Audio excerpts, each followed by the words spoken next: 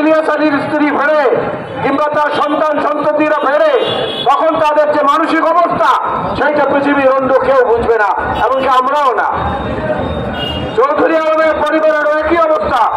গুম হওয়া সমস্ত পরিবারের সদস্যরা না তাদের নামের আগে শহীদ লিখতে পারে, না তাদের নামের আগে জীবিত লিখতে পারে, না তাদের কবর জিয়ারত করতে পারে, না তাদের নামে একটা দোয়া অনুষ্ঠান করতে পারে যেন মৃত ব্যক্তির নামে করা যায়। এইরকম যন্ত্রণা পৃথিবীতে যেন কোনো মানুষের জীবনে আর না আছে।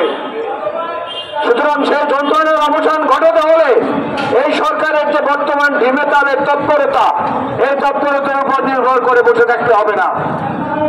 গণতান্ত্রিক পরিষদকে বলব, আপনারা আরো বড় আকারের বড় মাপের কর্মসূচির আয়োজন করেন, সেইখানে মানবাধিকার সংস্থার নেতৃবৃন্দকে দাওয়াত করেন। শুধু দলীয় নেতারা নয়, বিভিন্ন মানবাধিকার সংস্থার যে নেতৃবৃন্দ আছেন তাদেরকে সেখানে এনে তাদেরকে দিয়ে বক্তব্য দেন। এই সরকারের উপরে প্রচন্ড চাপ সৃষ্টি করা ছাড়া, নিজেদের লগিন মাফিক কাজ করা ছাড়া আর কোনো কিছু তারা করতে পারবে না। বর্তমান প্রশাসনের উপর দুটো জিনিস ভর করেছে খুব বেশি করে। একটা হচ্ছে ঠিক অফিস টাইমের মধ্যে কোনো রকম অফিসটা করে বাড়িতে চলে যাওয়া। আর একটা জিনিস হচ্ছে কোনো ফাইল যদি সামনে আসে সে ফাইলটাকে বিলম্ব করে করে করে করে কোনো রকম নিজে ওইখান থেকে সরে গিয়ে আরেকজনের ঘাড়ে চাপিয়ে দেওয়া। এই প্রবণতার কারণে সবকিছু কিন্তু স্থবির হয়ে রয়েছে।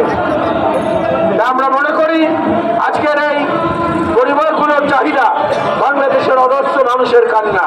আমরা শুধু কয়েকজনের নাম এখানে বলছি, অনেকের নাম এখানে জড়িত, অনেকের নাম, অনেক পরিবারের কান্না অস্ত্র এখানে জড়িত। সুতরাং আমাদের দায়িত্ব রয়েছে এই ব্যাপারে অনুসন্ধানী কার্যক্রম পরিচালনা করা। আমি গণতান্ত্রিক পরিষদকে আজকের এই অনুষ্ঠানের জন্য ধন্যবাদ দেব এবং তাদেরকে বলবো ভবিষ্যতে আরো বড় কর্মসূচির আয়োজন করেন, যেটার মধ্যে সমস্ত মানবাধিকার কর্মীদেরকে আপনারা আমন্ত্রণ জানাবেন।